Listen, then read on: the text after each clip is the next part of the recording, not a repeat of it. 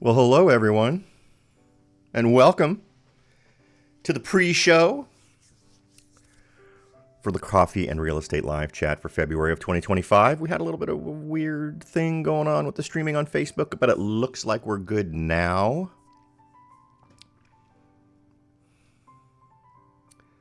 Just going to check everything out real quick here. I hope you all have had a great month. It's been a busy one for me. I was actually out of town for a few days this week, doing a little bit more house hunting.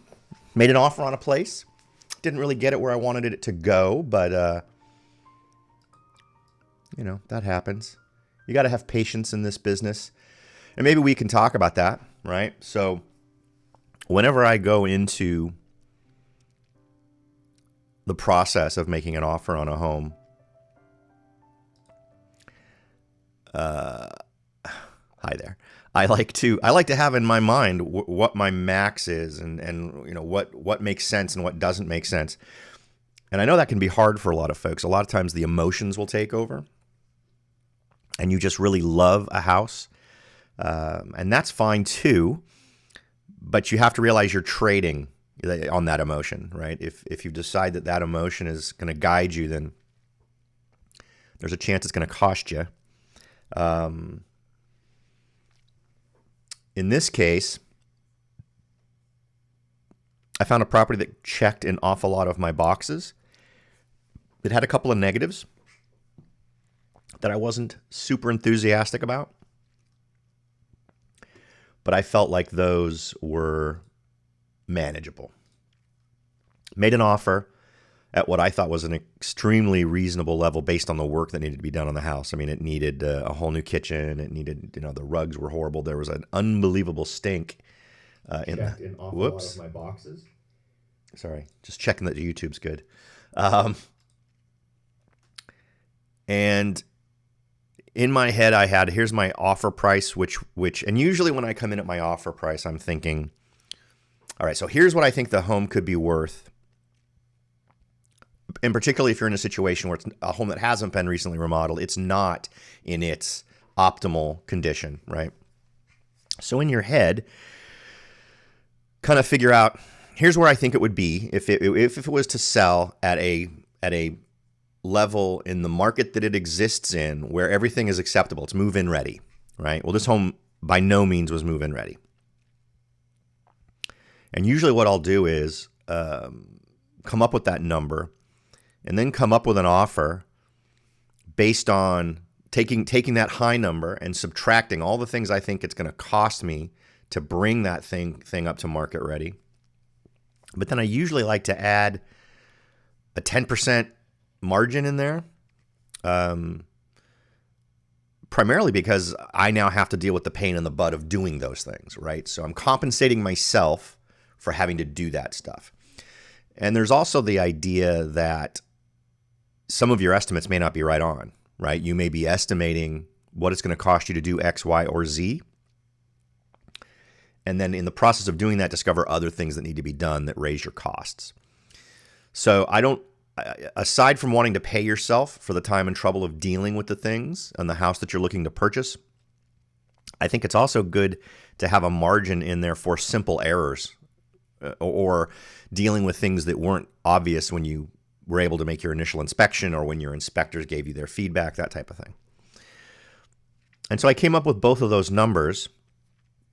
I came up with a low number, which wasn't low per se. It was simply the full thing. It was, this is what it's going to cost me to paint, repair walls, replace carpet, get the kitchen up to the point where it's in decent shape. There were some landscaping things that needed to get dealt with. There was also a very weird whole house fan that didn't appear to be installed correctly. So there were things. And this was also a home that had up until this point been a rental. So the deferred maintenance probability was extremely high. The heating system, the water heater, all looked to be relatively young, well within their lifespans, like to the point where I felt like they had the majority of their life left. So I wasn't seeing any huge major systems, but obviously I couldn't look at plumbing, or I could look under sinks, but electrical and plumbing, those types of things, which obviously would be reviewed in an inspection. But then I came out with, this is my top number. This is the max number I'm going to do. And I need you to, and then when you're thinking those thoughts, don't just think, here's the max I think it would worth mathematically. Also think, in terms of monthly costs, where do I want to be? And you want those two, and you want to have a max there too. You don't want to say, I'm willing to take on a mortgage of $2,500 or whatever it is, and you've done the math and realize you can actually afford that. And then say, well, gosh, the mortgage payment comes in at $2,800 if I do this elevated price. I always suggest just, don't do that. There's always going to be another house. But that's where the emotion part comes in, right? If you really love the house, and there was a part of me that was starting to love the house, I got to admit, I went and looked at it on Tuesday, and I liked it. It had a peak of a view of the Sierras, which I liked. Didn't have the wide open view I've seen in other properties. But it was nice enough, right? A decent view from the master bedroom. There was a nice big glass door in the master bedroom where you wake up, you'd get that nice view of the Sierras. Unfortunately, with a Home Depot in the foreground before those Sierras. Busy street, right next door to where everyone gets their mail. So going to be a lot of people stopping in front of your house, going to be a lot of, and you're on the main drag. So if there's any porch pirates that happen in this area, your house is going to be a prime one because you're kind of at the beginning of the community. You're on the main drag, and that just means that you're potentially more vulnerable to that type of stuff. Not something that preoccupied me, but things I kept in mind. And in this case, we got tantalizingly close to an agreement, like within $10,000. But it broke my rules. It broke my rules of, this is the max I think it's worth, period, in its current state. And it also kind of broke my rule of, here's how much I want to spend per month. Now, for me, one of the things I consider is, would it be positive cash flow if I decided to rent it? And in this case, this was going to be a home where I was going to spend some time in it. So I wasn't going to do any long-term rentals on it. It also happens to be located in a community where getting city approval to do a short-term rental is difficult. So then it would just be me carrying this amount, using it about 50% of the time. So always keep all these things in your head as you're going through. And so it just didn't meet the criteria. So I turned away. And I promptly took off. A friend of mine who has a cabin up in the mountains in the Santa Cruz Mountains here in Morgan Hill, just to the west, invited me up. So I literally I said, well, they came back at something that was about 10 grand over my max, and I said, well, unfortunately I can't do it, so I guess we'll just move on. And so I took off and came back the next day and found that the seller had come back and said, hey, well, if you can close in 30 days, we can do your max price. And the other thing I had done by then was move some of those funds that was going to go to a down payment into a higher interest account that I can't pull out as fast. So I guess fate kind of stepped in and just made it not happen. So we'll see how it goes. It's one I'm going to keep an eye on because I'm still calibrating myself to this market. Now, this is a market in Nevada that I've talked about before. And I'm just going to keep an eye on it. I want to I want to see, I have an idea where he's going to list it. My guess is he's going to spend maybe 8 or 9 grand on improvements. He's not going to do all the things I would do if I was trying to market the property, but my guess is he's going to jump in there at something like 520, which I think is out of whack. And some of the comparables, for instance, that they used in terms of homes on the market now have had price reductions, right? One that was at 520 is now at 499. So I'm kind of flashing forward to thinking, let's see how this goes. Let's see what he lists it at. And who knows? Maybe I'll still get it for my price later, but it'll be move-in ready, with the exception of the kitchen. So we'll see. But he's buying new appliances. He's putting in new carpeting, and he's painting. That is my understanding.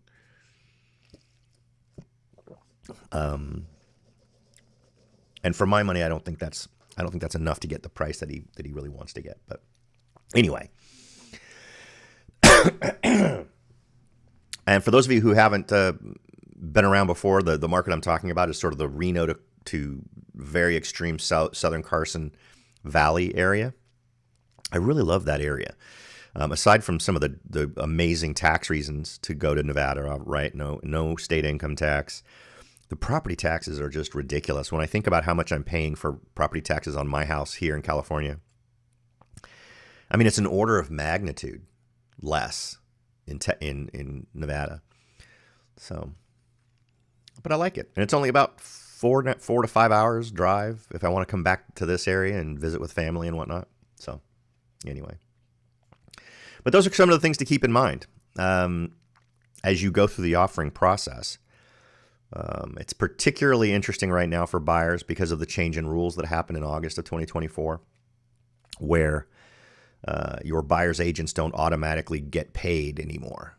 So and I know I've said this probably almost a half dozen times. I do plan on doing a podcast that I am hoping will sort of be the definitive, here's how buyers should navigate the new reality of working with real estate agents. So hopefully that'll be helpful as soon as I get it done. My plan was to have it done in the first half of January. Been busy with other things, so that didn't happen. All right, we're about 2 minutes away from kicking off the show for real. I appreciate those of you who show up early. Looks like we've got a couple of folks on a couple of different platforms. I know I just checked YouTube. Let me check the other. What the heck is going on? It's not letting me. That's weird. I wonder if there's something funky going on with this. Nope, it's just not letting me. Let's see if we're streaming on X. I'll have to do it manually.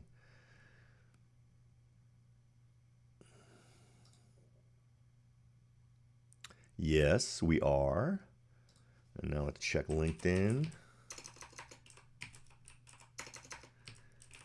I hope you all had a great Valentine's Day.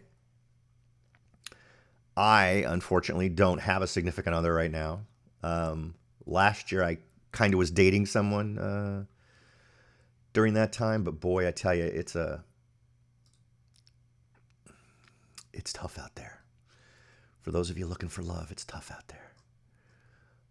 But I'm kind of enjoying the whole running solo thing. I think it's kind of okay. I think we're good. I don't think I need to check any more of these. For some reason, Restream isn't doing its thing. But all right, we're 30 seconds away from kicking it off and reviewing these numbers. If you've got any questions, feel free to put them in the chat. If you do it on, I think it's Facebook, X, and maybe LinkedIn, I think they'll actually show up on the screen over my face, like there, when we get going. So feel free. I've got my eyes on both the Facebook and the combined chat for the other social media places. So if there's a delay in my response, I apologize. It's just that I've got data over here and I've got the chat over here. So as I'm looking at the data to share with you, there may be some issues. All right, we are here. It is 10 a.m., the third Saturday of the month of February of 2025.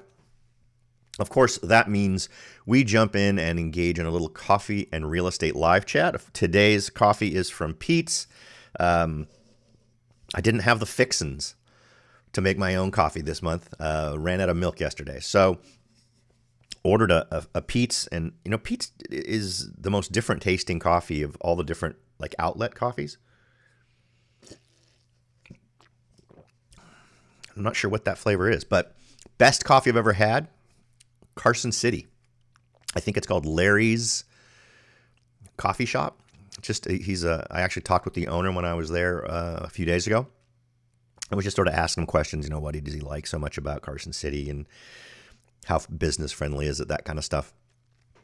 And I guess he's got several different little outlets there in the valley. I've only seen the one right there in kind of in downtown Carson, but best coffee around. So feel free to go check that out if you ever find yourself in that area. But as usual, My name is Robert Whitelaw. I'm a licensed real estate broker and realtor right here in Santa Clara County. I've been doing this since 1988, so it has been a very long road, and I've seen an awful lot of things, everything from the savings and loan crash to the dot-com crash to the 2007 implosion, and been doing a podcast since 2007 and been doing this, I don't even know how long, at least 3 years now, I think, that we've been doing these coffee and real estate live chats. But glad to have you with me, and thankful that you are willing to spend some time with me to discuss what's going on in our real estate market. So let's go ahead and jump in and take a look at what's going on. And I think I'll go with my ugly mug in the upper right, just because, who needs that? Okay. As we always do, and I'll point this out as we go. But as we always do, we like to start with the inventory numbers, right?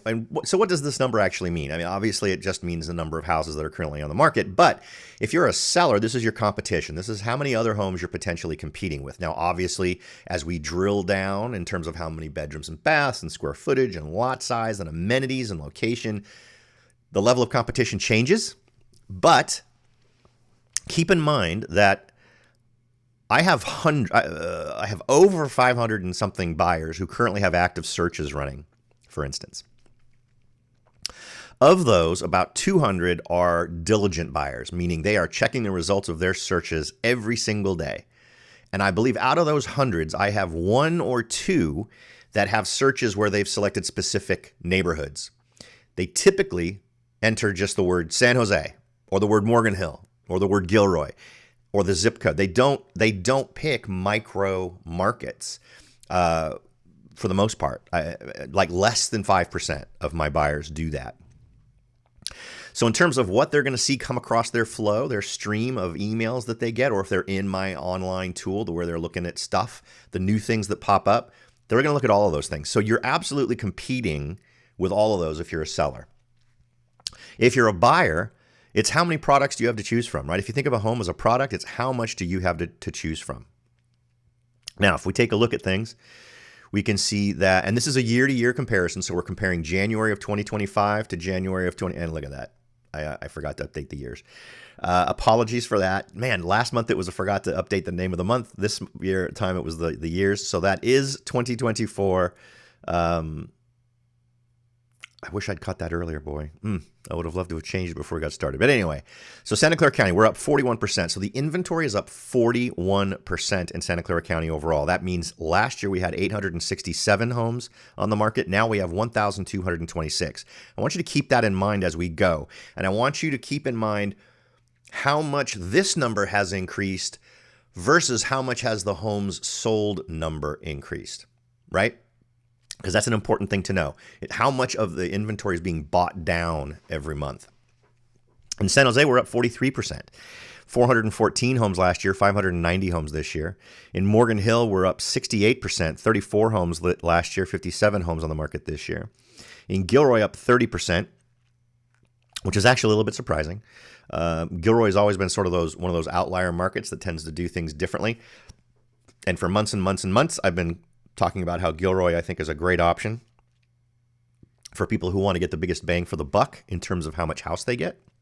And there's some areas I'm super enthusiastic about where if I were in the mode of looking to move, I would move there in a heartbeat. Northwest Gilroy, Northeast Gilroy, some parts of Central Western Gilroy. I think there are beautiful neighborhoods in there, amazing places to live. And Christopher High School, which is in that northwest area of Gilroy, best high school in the South Valley. So, and my next door neighbor happens to be the former principal of Christopher High School.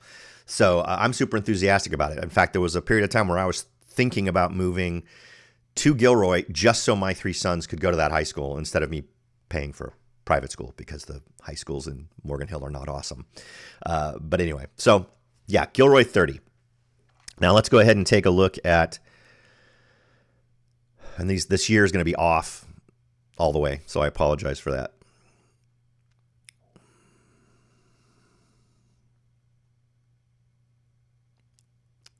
Now, this is going to be new listings. So these are folks who in the month of January decided to list their home for sale. And last year, it was 878 in the county overall, and this year it's 1,301. That's a 48% increase year over year. In San Jose, it was up 37%, 463 last year, 632 this year. Morgan Hill up 67%, 36 last year, 60 this year. And Gilroy, 28 last year, 49 this year for a 75% increase. So the takeaway here is much more selection for buyers, much more competition for sellers, and we're seeing some interesting stressors. Like Morgan Hill is a perfect example of just one of those weird markets where you'll frequently get what I call price inversions. Banding. I've talked about price banding before, where you see activity at certain price bands, and you'll see these weird instances where you'll see a price band and then the price band above it in terms of price. Homes that cost more see greater sales than the price band below it. And that's weird. You would normally expect the amount of activity to decrease as the price goes up. But for instance, at over $2 million in Morgan Hill, we will frequently see more sales happen as a ratio of the total number of homes in that price range available to the number of homes that actually sell in that price range. We've seen those suddenly go up. There were a couple of homes at the over $2.5 million point where they actually sold for over asking price. It frequently takes longer to get those homes sold, but I think it's interesting that a lot of those homes haven't had price reductions, and we're going to talk about price reductions towards the end of the data here. But so let's take a look at homes sold next. And this is where we want to get into a little bit of nitty gritty and remember some numbers from before. So because what we want to do is figure out how many homes, if we sold these numbers of homes, how much did we add or subtract from the inventory, right? So remember how much things were up in terms of new listings. New listings in Santa Clara County, again, were up 48%. The total number of active listings was up 41%. But we were only seeing a 9% increase in the sale of homes. So the sales of homes is in no way keeping up with the amount of homes being added to the market, right? These numbers aren't super far from each other, right? 516 homes last year in Santa Clara County, 560 homes this year in Santa Clara County. It's only a 9% increase from last year. San Jose, it's even worse. 5% increase from last year. 280 homes last year, 294 this year. Morgan Hill, 14%, 28 homes last year, 32 homes this year. And Gilroy, 13%, 24 homes last year, 27 homes this year. I'm going to be honest with you, despite the fact each one of those things says 14 and 13%, at that sample size, right, because this is a very small sample size compared to the county. The county has hundreds and hundreds of homes getting listed, being sold, thousands of homes on the market, that type of thing. We're talking about handfuls of homes down here at the other end. So just a small number of homes can make a difference in this. So that's virtually a wash when you talk about the difference between 28 homes and 32 homes. So very lackluster sales increases with very robust inventory increases. Keep that in mind. I think that's a theme that I think is worth keeping track of. Oh, wait. Okay. And before we move on, so given that, how many homes did we add or subtract? Let me go ahead and bring up that data again. How many homes did we add or subtract? So we sold 560 homes in the county overall, but we listed 1,301 homes. So added that number. That means we added 741 homes to the total inventory of homes available. In San Jose, we added 338 homes to the total inventory. In Morgan Hill, we added 28 homes to the total inventory. And in Gilroy, we added 22 homes. So in all cases across the board, we are adding huge numbers of homes for those markets in terms of just the general inventory versus how many we're adding through listings. We're adding far more to the inventory. And those are some big numbers. And again, remember, let's realize we're comparing this year over year, so no weird seasonal influences here. But it's going to be interesting to see where we go from here. This January tends to be a bit of a trough in terms of some data, in terms of activity and those kinds of things. And you'll see that when we do the month-to-month data in a minute. But keep that in mind, because I think that's going to be a theme that is important for folks to keep in mind. All right. Next, let's talk about months of inventory. to understand months of inventory, you really need to think about it as if we took all the data for the month of January, and really the only two pieces of data we're interested in are how much is in inventory and how much is sold. If those two numbers froze, well, if the inventory number froze and we just continued to subtract the sold numbers from the inventory numbers, how long would it take to sell off that inventory? Now, nationally, a balanced market is considered about 4.5 months worth of inventory. But we, as a sector of the market in Santa Clara County, we've seen very low numbers. And the lower the number, the more of a seller's market it is. And the higher the number, the more of a buyer's market. But that line between seller and buyer's market is about 4.5 months. 4 months, 4.5 months. If we look at Santa Clara County, a year ago, it was 1.7 months of inventory. It's up 29% to 2.2 months of inventory. And that's a direct reflection of what we were just talking about, where inventory numbers are up and homes sold numbers are down. Or not down, but not increasing at anywhere near the rate that we're seeing the inventory increase. San Jose, 33%. 1.5 months last year, 2 months this year. Morgan Hill, up 50%. 1.2 months last year, 1.8 months this year. Gilroy up 15%, 2 months last year, 2.3 months this year. So we're seeing this number increase, which is just another reflection of the inventory solds dynamic that we've talked about in past slides. Now let's go ahead and take a look at homes pending or contingent. Now I like to share this one because it is a leading indicator of what we're going to see in terms of sold homes in the next month, right? So what this number represents is sellers that accepted an offer in the month of January, right? Relatively flat. I mean, not huge jumps here. 7% increase in the county overall, 638 homes last year, 682 homes this year. So not a huge jump, but it is definitely an indicator of what we could expect to see in terms of homes sold in the month of February. And again, we're going to look at a month-to-month slide in a minute where we'll be able to see where can we project things are going to change in our markets as we move forward in 2025. San Jose was actually down 5%, 364 homes last year, 345. Given what I'm seeing in inventory numbers, these increases and decreases don't say to me, expect a huge jump in home sales next month, right? I mean, at least not in the county overall, at least not in San Jose. We've seen a decrease, because that's what I want you to keep in mind.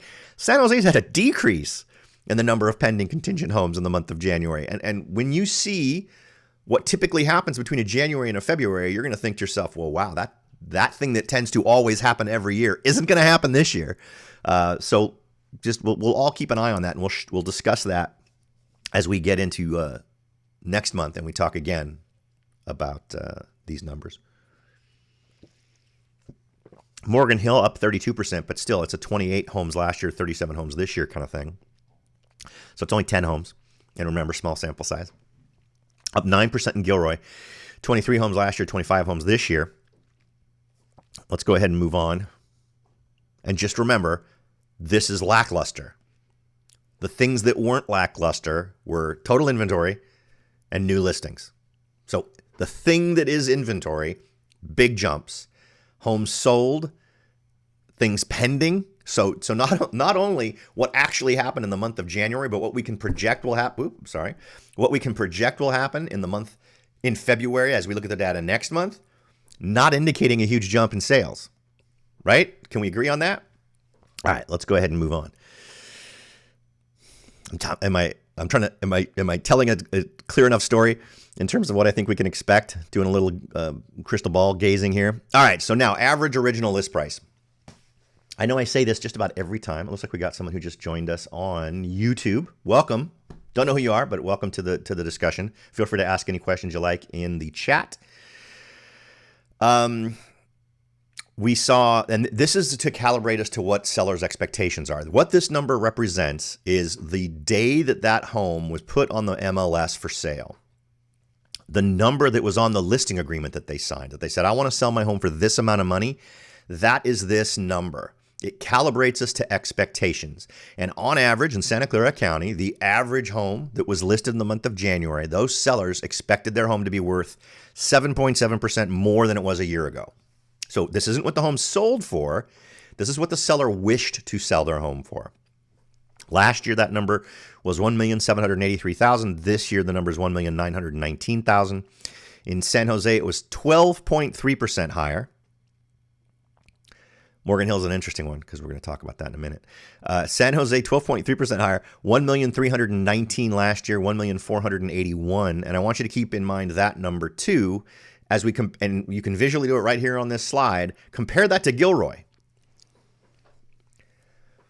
Not a huge gap there, which surprises me because one reason why people go to Gilroy is because San Jose is too expensive. I can remember when average sales prices in San Jose were up around 1.9 million. So for these numbers to be where they are is pretty freaking crazy. All right, Morgan Hill's down 2.8%. That is absolutely a trend buster because if anybody expects their home to sell more than everybody else's home, it's people in Morgan Hill. So for last year, it was $1,743,000. Remember, these are expectations. Again, I know I keep repeating that. This is not what the home sold for. This is what the seller wished they could sell it for. $1,743,000 last year in Morgan Hill, $1,694,000 this year in Morgan Hill. In Gilroy, $1,238,000 last year, $1,472,000. Only a $10,000 difference in terms of this year's expectations from San Jose people and Gilroy people. And in Gilroy, that was an 18.9% increase. So kind of nuts, if we're being honest. Now, expectations versus reality. How much did homes actually sell for in January of 2025? Again, I feel like an idiot that I left the years on the headings there wrong. I apologize. All right. So we're going to talk about this, and then we're going to talk about how much above or below expectations these numbers were. The only place that achieved above expectations was San Jose, so I don't want to completely spoil the punchline here. But so in Santa Clara County, the average sales price, this is what the homes actually sold for, these are what buyers paid, was $1,731,000 last year. It's up 6.3% this year to $1,839,000. San Jose, last year, $1,392,000. This year, $1,495,000 for a 7.4% increase. Morgan Hill, an actual decrease in actual sales price. This is a real number. Not a what I wish for number. Last year, $1,576,000. This year, $1,518,000. And you know what? I think we'll see a skew of that because if I'm not mistaken, the example in my head I was talking about earlier in the discussion about the home over $2.5 million, that not only was that a Morgan Hill home, but I believe that went into escrow in January. So we will likely see it skewing the numbers for the month of February when it closes escrow. Anyway, down 3.7%, $1,518,000 is this year's number for January. Now check out Gilroy. Talk about not getting anywhere near where people were expecting. Last year, $995,000. This year, $1,140,000 for a 14.6% increase. Now let's talk about how much above or below expectations homes sold for in January. So in Santa Clara County, on average, sellers got $79,647 less than they wanted, than what their hoped for number was. San Jose got $13,946 over what they hoped to get on average. Now remember, and for those of you who may not be in the area who just follow along with this because you like having some insights into real estate in a market you don't live, San Jose is huge. It's gigantic. It is the biggest city in the county. So there's so many submarkets. There's so many little stories to tell about all these various submarkets in San Jose. It's ridiculous. So just kind of, I throw that out there just so you can kind of keep that in mind because it does absolutely suggest huge ranges of this number from different neighborhoods. There are some neighborhoods where across the street in a slightly different neighborhood, homes are going to sell for 10 or 15% less. Just because everyone wants this other neighborhood like this. I mean, we have some neighborhoods where little books are written about them because they're so unique. Anyway, So 1,392,000 last year, 1,495,000 this year in San Jose for a 7.4% increase. Morgan Hill down 3.7% from 1.576 million last year. This year, 1.518. Still a ridiculous number. Don't get me wrong. But there it is. Gilroy, 990. I think didn't I already give you these numbers? Plus 14. That's right. I already gave you these numbers. I was talking about how much they made or lost. So the last one we did was San Jose, which exceeded expectations by almost $14,000. Morgan Hill missed expectations, so came short of expectations for sellers to the tune of $175,693. So it was that much less than what the original list price was, what sellers had originally hoped to get for their home. In Gilroy, and I guess we could say they win this dubious prize, or the booby prize, I guess we could call it. On average, folks in Gilroy missed their hoped for price by $331,994. So there you go. They were selling for about 1.1, and they really wanted to sell for about 1.4. So that's kind of what explains that. Next, let's talk about percent over or under asking price. Now, just like we were trying to crawl into the heads of sellers with the original list price numbers I shared before, asking price tells us this isn't original list price. This is whatever the home was priced at the time it accepted an offer. So the what buyers were willing to offer given a certain list price when the seller accepted it. So this is a little bit of a psychology thing into buyers. How much above or below asking price at the time they viewed the home were they willing to go? So let me give you like a quick flow of what the thought process is. Let's say a home is listed at $1 million originally. That's its original list price. That's what the seller wants to get. If they then reduced that price to $900,000, this calculation is based on the $900,000 that the buyer was actually looking at when they made their offer on the house, right? So not the original list price. Now, what's interesting is, for the most part, these numbers are all up, meaning on average, buyers were willing to pay more above asking price than last year. Last year in Santa Clara County, 102.5% of asking price, which means basically 2.5% over asking. This year, 103.5, so a full percentage point higher, meaning buyers were willing to go 3.5% on average above asking price. In San Jose, that number is 1.2%. 103% last year, 104.2% this year. Morgan Hill, it's down 0.2%, 98.8% last year, 98.6% this year. So on average, homes in Morgan Hill are selling for below asking price. This has been a trend in a lot of price brackets. Anything over about 1.5 to 2. This was absolutely happening a year ago, the first half of 2024. This was absolutely happening. I was involved in a few transactions at that time, and that price point had actually tended to be pretty robust in 2023, where folks were offering over asking price in that price bracket. But I noticed that we were seeing a softening there, and it just wasn't happening. So under 105, under about 103, 104, over asking price, over that amount under asking price. Let's see, Gilroy, 98.9% last year, so just a tad below asking price last year, to see a boost this year of 100.6. So a total net increase of 1.7% from last year to this year. So just a little bit. Folks are on average getting about asking price in Gilroy. Next, let's talk about days on market. This is basically just how many days did it take to get sold. And I know I give this speech every time we talk about this number, but this is, if this number is 15 to 18 or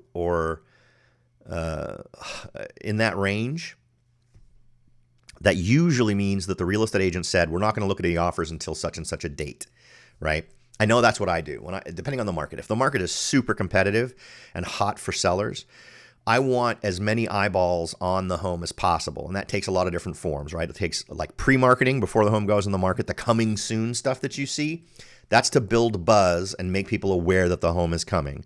Then when the home lists, you list it and indicate on the listing, usually in the private remarks that only other real estate agents can see, is we're not going to look at any offers until such and such a date.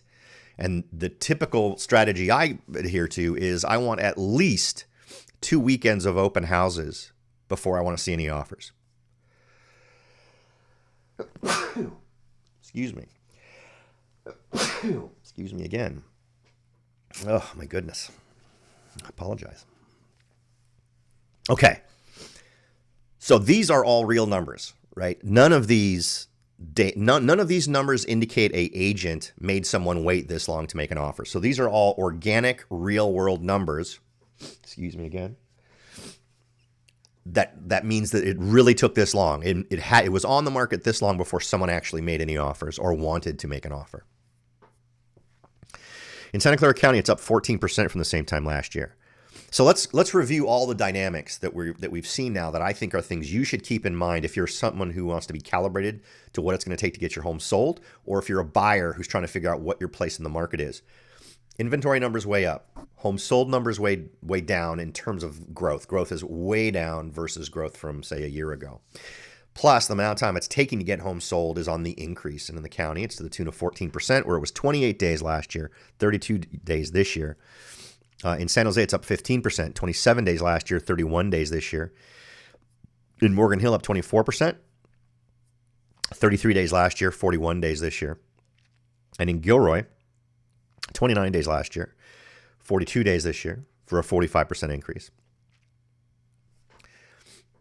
As you sort of digest what that tends to spell, we are at least in a market that is leaning in the direction of moving towards a buyer's market. We are not in a buyer's market, but all of the numbers are suggesting that that is the direction we are going. Particularly the predictive stuff like contingent and pending homes that indicates a continued softness in terms of the number of homes they're going to sell in the upcoming month. All right, next.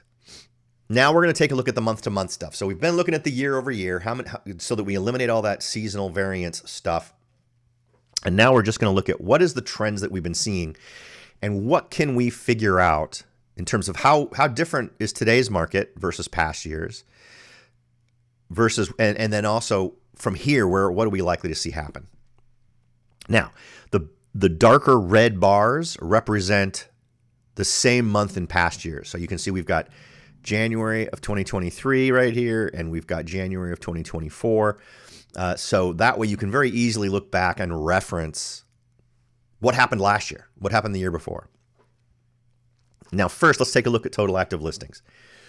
As you can see, total active listings tends to peak in January, right? And we've seen a big jump. Look at the big jump from December to January. And we called it. And how did we call it? Well, last month's Coffee and Real Estate live chat, we pointed out how many pending homes there were in December that would likely close in January. And sure enough, we called it. We said we were going to see a very typical jump in the total number of no, I'm sorry. That's homes sold. That's not this. So we're seeing a much bigger jump. We'll see that in a minute. Apologies with the homes sold number. Had a little bit of a brain freeze moment there. But look at the slope there. Look at the rate of increase. That inventory increase is huge. Huge. Fed primarily by new listings. Telling you that an awful lot of folks have decided it's time to sell their house. Last year, we saw, again, a jump. We typically see a jump in February as well. So I think 2024 is an example of what we have seen historically. And I think 2023 was a little weird.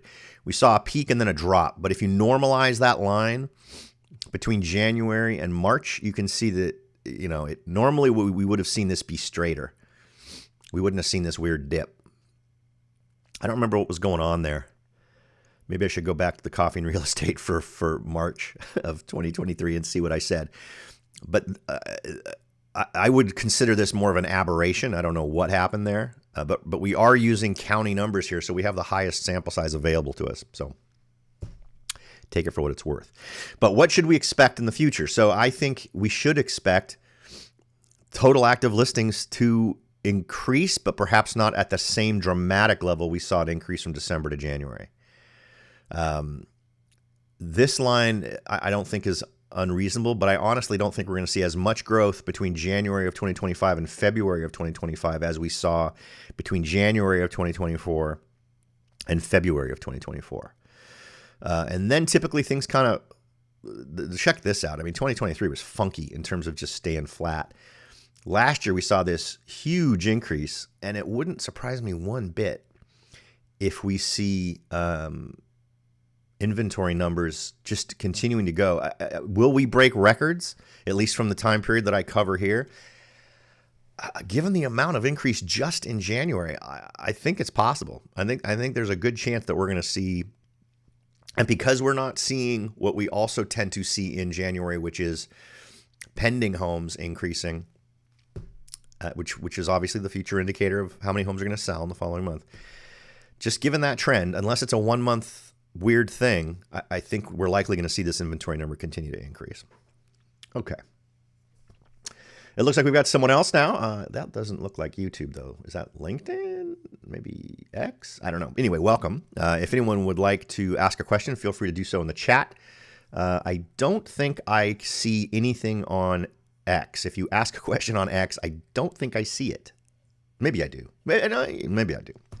Try it and let's see. Say hello and let's see if I see it. All right. So here we are. We got total active listings and new listings up. Look at that new listings number. Look at how up just the slope of that. Definitely bigger than December of 2022 to January of 2023. But again, very consistent. We tend to see a jump in January. And then look at the dramatic. I mean, these aren't equal, right? We hit a lower point in terms of new listings in December of 2023, but look where it went, right? And then look at the rate here. The rate is much more this year than last year. And that's obviously why overall inventory went up. But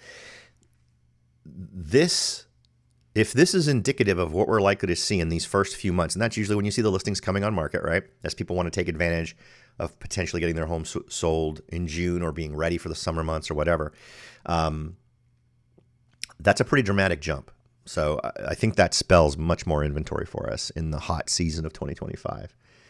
Next, let's take a look at homes sold. Look at that drop.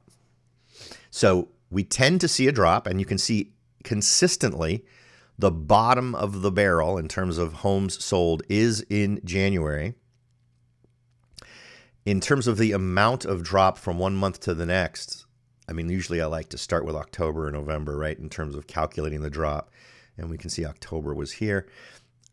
And look at the slope. That's a big drop, right? If we look at October, September, October, just October, that's a pretty big drop in the total number of homes sold. Now, let's look at pendings. So pendings went up, but not dramatically. One thing that's interesting is this looks on par with last year in terms of pendings, but we actually have a few more pendings. You see it just hits just below that line, that 660 line in 2024, and we're a little above it in 2025. And then in 2023, oddly enough, we saw pendings actually kind of bottom out in December with a little bit of an increase in just a much smaller increase in January.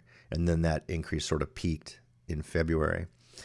2022 and 2023 were, first parts were just very weird years. Remember, early 2022 is when the interest rates started to go crazy. So for that whole first year, as interest rates ramped up and kept going, things just got funky as folks were freaking out and trying to figure out what the next ball to drop was going to be, or shoe to drop was going to be. Next. So where do I see things going in terms of homes sold, which I think is the key number here? I think we see a teeny slowdown in the drop of homes sold because of the pendings number. I mean, if we look at this and we look at where what got us in the following month, we see December we bottomed out on pendings, which obviously reflected a drop in homes sold. I don't see this making a huge U-turn like we see in past years. This was obviously kind of a mild U-turn here. It was bigger here. But while I think we'll still see that turnaround, it will be statistically super mild compared to past years.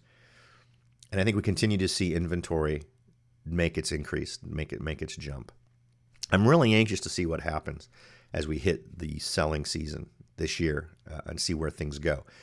Who knows? Maybe some of these pricing situations, maybe interest rates, right, will be lower. Maybe more buyers will come out and it'll turn and become more of a home buying situation. But I'm sure not seeing it right now. Next, this is Santa Clara County list versus sales price. Green is the average list price, or the expectation of sellers of what they would like to get. And we can see that as has been true all other years, average original list price is over average sales price, meaning people are not getting what they're hoping for. 2023 saw the biggest gap between those two. 2024 saw a slightly less gap between those two, and 2025 saw a much more narrow gap between those two things. So sales price still remains below expectations, but not by as much as 2024 or 2023. And we'll see what that ends up equaling. At some point, that stops happening that way, right? When you have far more inventory and far fewer people buying, at some point, that average original list price, that expectation price goes up and the sales price goes down, right? Because that's sort of the way the market works. Next, let's take a look at what the trend is here with percent of asking price. You can see we sort of peaked in 2024 in April at 9% over asking price, or 109% of asking price. That's this bad boy right here. You can see also this is the curve line that has now started to trend back down, where we had no change from December to January. The trend stayed the same. But overall, the trend from kind of the year before is definitely down. And I have to think that this continues to go down, giving increasing inventory and decreasing home sales, right? That just makes sense to me. If you're not getting 50, because the other thing that this tells us is that there are still multiple offer scenarios happening in these areas. So, because you don't offer over asking price if there's nobody else bidding on the house, right? What's also interesting is that given the amount of time these homes are spending on the market, right? 30 days, 29 days, in some cases 40 days, depending on which market we're talking about. Usually when homes have been on the market that long, we start to see homes sticking closer to getting asking price or even a little bit below. So interesting that we're still where we are. This is one of the pieces of data that still feels a little contradictory to me given the inventory and sales numbers. So where do I expect this to go? Well, if we look at January of 2024, we would expect it to go up and peak right here. Again, we would expect January 2023, we would expect to go up from here and peak.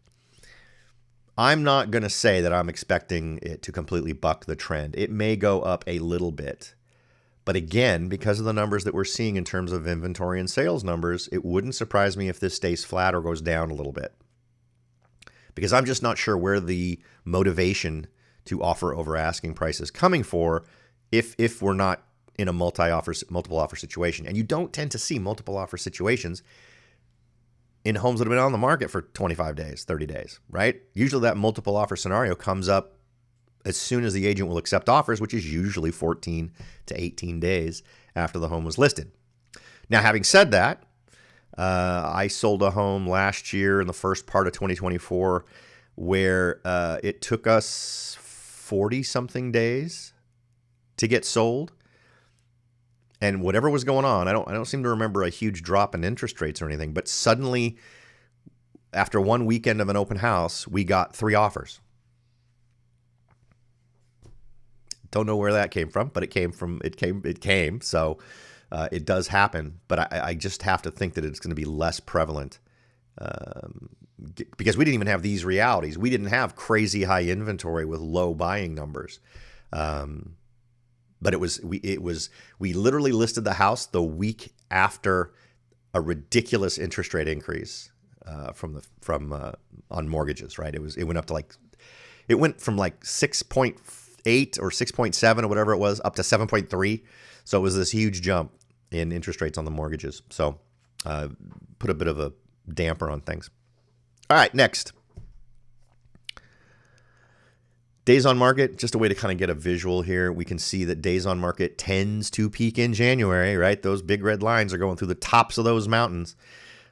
So if that's the case, we would expect to see days on market dropping. But again, we didn't have the big inventory, low sales numbers that we were in 2023 and 2024 that we have now. Those are things that make me reevaluate where things might go. Do I think days on market will go down? Yeah, because wherever you are in January, you're going to see a little bit fewer days on market as you head into the actual hot time of the market. I think the question isn't will it go down? I think the question is by how much? What's going to be the rate of decline? For instance, I don't think we're going to see a rate of decline. Well, that's relatively mild between January and February. But I don't think we're going to see the dramatic line that we saw in 2024. But I think it'll be more subtle. And I'm not sure we'll bottom out down here. I'm not sure we're going to bottom out at 13, 14 days, which is where this is. Because again, this represents an artificial number, right? This represents realtors are telling people we won't look at offers until such and such a date, right? That's what this tends to indicate. Okay, let's take a look at the next set of numbers here. Now this is the number of price reductions that have happened in our various areas that we keep track of.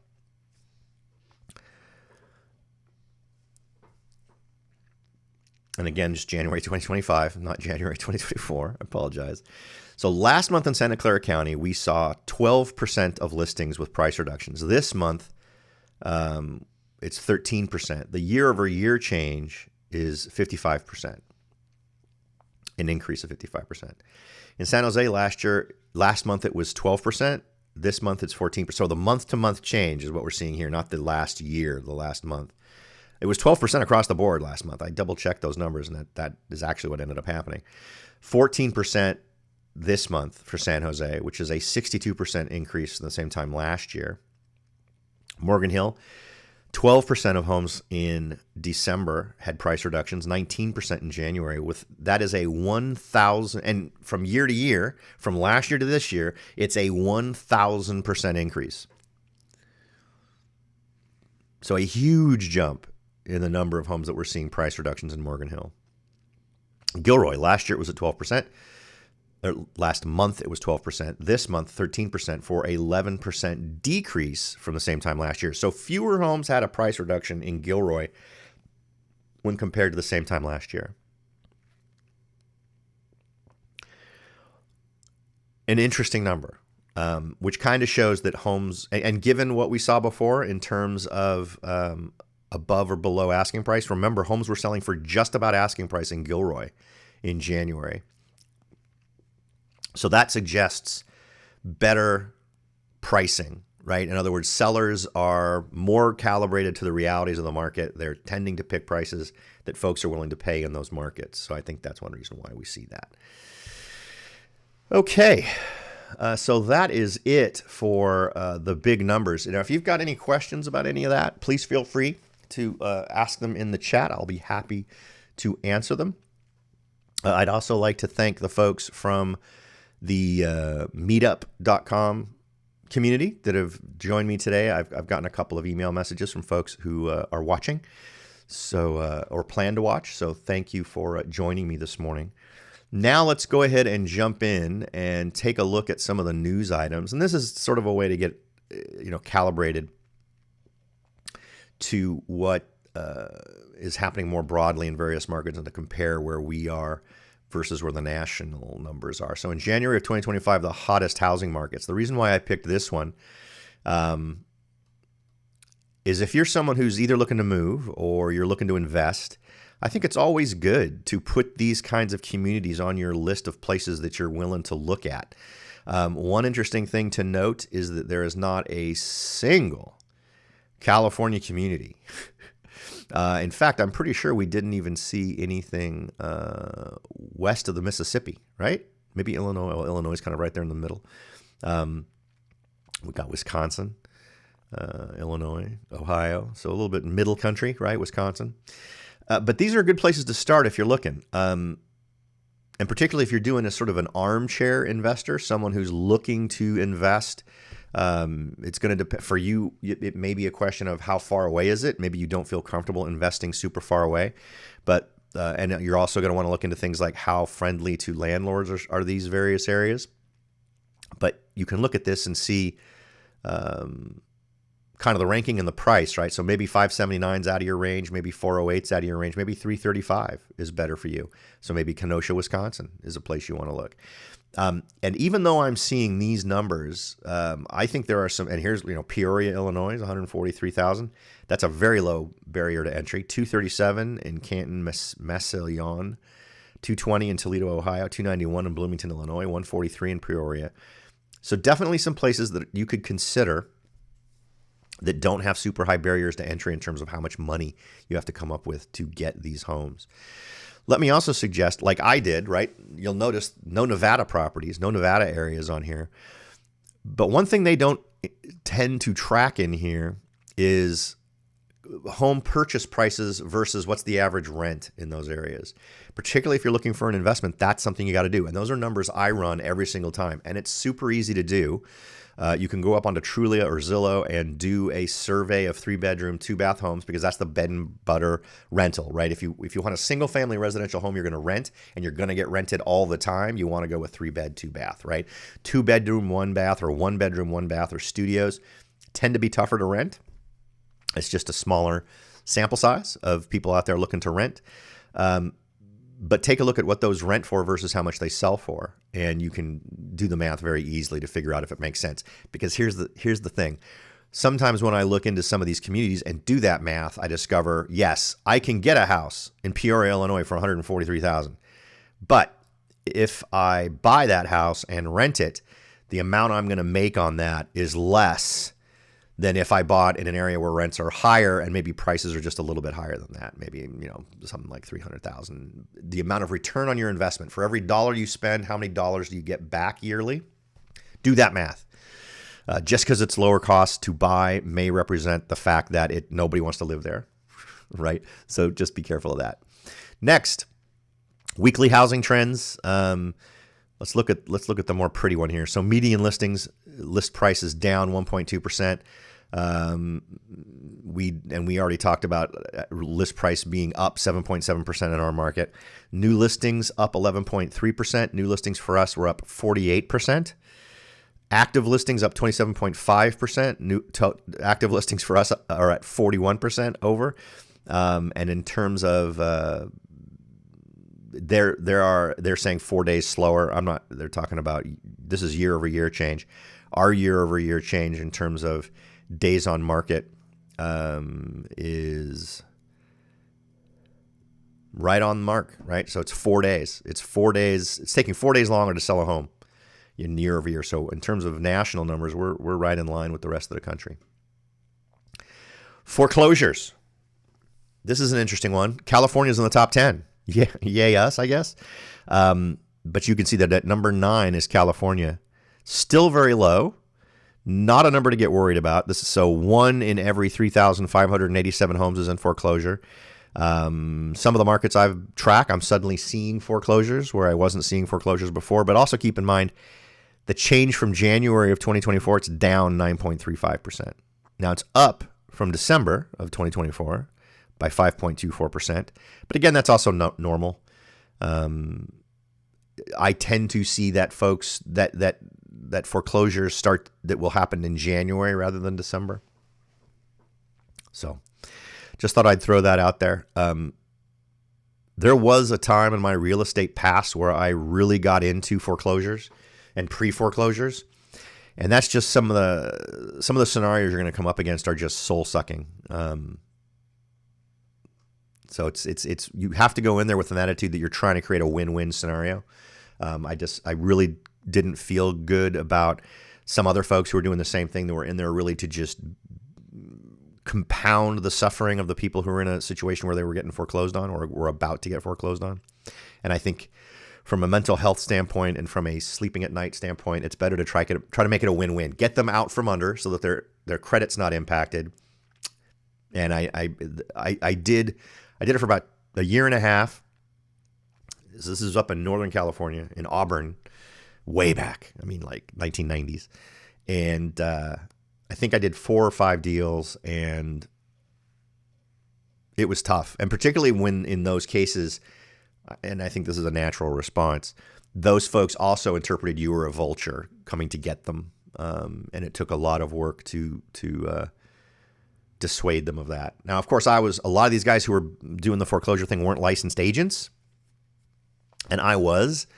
So the whole fiduciary responsibility thing kicks in, where you have to watch out for the best interest of your client. And at that point, I was treating them as a client. So I don't know. I mean, that's a problem I need to wrestle with. But it can be done, but it's soul sucking, particularly when there's children in the mix and you're trying to figure out the best way for these folks to recover from their situation.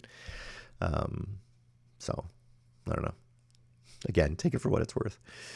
Next, what do we got? Oh, we got the Reventure app. So I'm starting to love this thing more and more. I had someone after the last Coffee and Real Estate reach out to me and wanted to talk to me about Utah. And so I just shared a screen with them, and we talked about Utah for a while. They were looking at St. George, and they were looking at Salt Lake City. But this is a great tool if you ever want to have a chat about real estate. And one of the things that's great, so here's our county, here's Santa Clara County. So value to income ratio, home value. You can see, crazy numbers. Whenever I see a chart like this, it always makes me think nothing can go up that consistently for that long. There's got to be a downturn, right? What was the other one I really liked? Overvalued percent. So look at that. Overvalued by 28.4%. You got to go back to 2011 to find the bottom. But we were supposedly undervalued from 2007 to 2014. My only regret is that when I had the ability back during this time frame, I did not do more investing. Boy, do I wish I did. That's right in the time frame where I was helping a lot of my buyers who had been unable to buy, right? People I'd been dealing with for over a year. And just every single great deal I came across, I reached out to them, and I got some of those folks into great houses. There's one house in particular that's right behind Nordstrom Elementary School here in Morgan Hill. Nordstrom Elementary School is a great elementary school. One of the reasons I moved where I live now is so my kids could go to that elementary school. Long, horrible story about how that ended up not happening later. But I got right in that area, so walking distance to the elementary school. I got 2 people. One guy I remember particular because he was really in a tough spot in terms of affordability.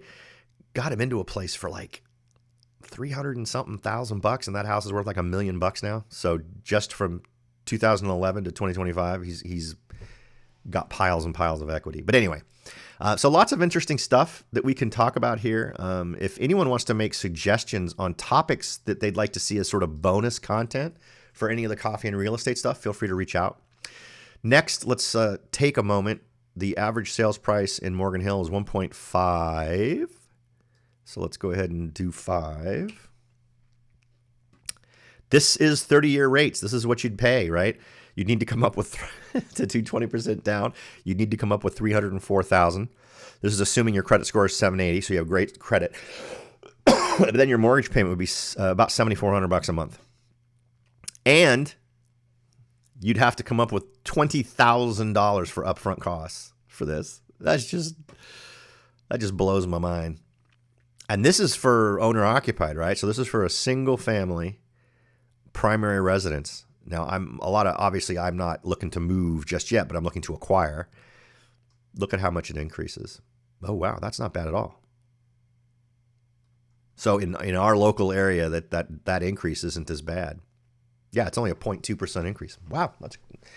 I'm getting higher increases than that in some of the markets I'm looking. But anyway, So that's where we would be at if you were looking for a loan. And of course, the self-aggrandizing plug. I know there's a link associated with this live chat for you to get here, but what you can do is simply input your address and you'll immediately get an estimate of the value of your home. I think this is a great tool. As some of you know, if some of you have been my client in the past, every year I do a review of my technology. I do that review every January. I did it this January. Notice I have not changed the tool I use to do home value estimates, the instant version of home value estimates, because this has proven to be much better. Because here's something else I want to share with you. Now, granted, this is soldbyrobert.com. It's my website. I'm using a thing called HomeBot to use this tool. You can go here and you can enter your address, and it'll immediately bring it up. It'll just bring up what the estimated value is. If you want to get a monthly update, if you would like to also get access to all the other tools, and if we look at the tool here, so this is all the additional information. You'll see this. This is what you'll see immediately without having to give me your email address, which is nice, right? But if you want to submit the email address and create an account where you'll get monthly updates, you also get a home equity tool, a home purchase options tool, a refinance calculator, and it tells you whether or not you should refinance because it'll know what your current interest rate and payments are.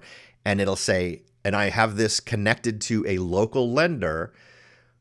So the rates and if it would be advantageous for you to refinance, it will tell you that, right? It'll say, don't refinance, or it'll say it's a good time for you to potentially refinance given interest rates. You get a mortgage summary. You have an overview of some of your most important options as to how you can use your equity, the net worth you have in the home, and a home renting tool that lets you evaluate short-term rentals, long-term rentals, how much you think you could rent it for, and this providing feedback on that. So it's a great tool. Feel free to check it out. Sign up if you like. You can cancel at any time, and no hard feelings. But I feel like this is super valuable information and this is what this basically does is every one of my clients who buys a home, I suggest that every year they go through and assess what their home is worth, figure out what their equity is, and figure out in case they want to use their equity for something. This does all those things I suggest people used to do manually, but it does it for you automatically, and it's fantastic. So feel free to check that out. And finally, I was going to see if anybody was interested in having more specific local chats about real estate stuff. You can see here in Morgan Hill, 8 new listings, 1 price increase, 2 price decreases, 4 contingents, 2 pendings, 3 is sold, and 1 listing expired, meaning that it expired, meaning that whatever period of time someone had listed a house, it's usually at least 90 days, didn't sell. And the seller just let it expire and didn't renew. So there you go. So nothing really to chat about there. All right, folks, I think that's just about it. If you would like to have a conversation about anything real estate related or how to achieve your goals in real estate, I am happy to help. Again, Robert Whitelaw, licensed real estate broker, have been since 1988, been doing this a very long time, know the markets very well, and have a great track record of helping my clients spend less when they're buying or get more when they're selling. Happy to help you achieve those goals, so feel free to reach out to me, soldbyrobert.com. Thanks again, folks. Hope you enjoy the rest of your weekend and your coffee, and I will talk to you all next month on the 3rd Saturday as usual.